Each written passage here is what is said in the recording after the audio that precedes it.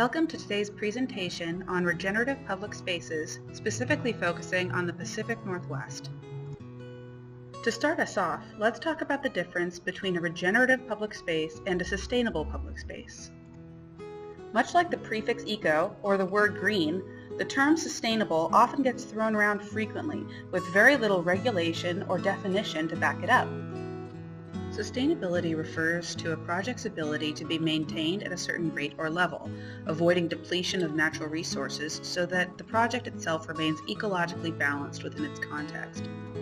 Regenerative design, on the other hand, refers to a project that is benefiting its context or ecology. This means that it's healing or creating something better than where it was started. If we look at these two ideas on a spectrum, regenerative design would be at a +1, meaning it's creating a positive influence on its ecology. Sustainable, by its definition, would be at 0, because it is not negatively impacting or positively impacting, but is at a steady, maintainable level.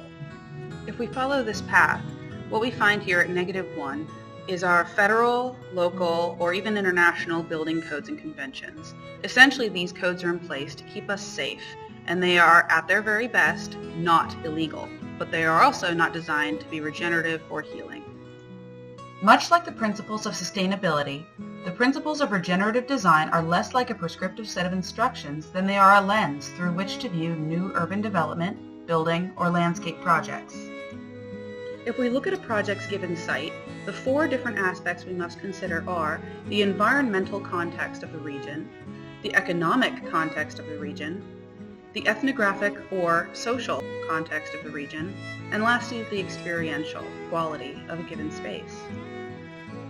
In order for our designs to be ecologically regenerative when we're designing public spaces and cities, we must design in response to environmental factors that are unique to the project bioregion, climate, geology, and microclimate.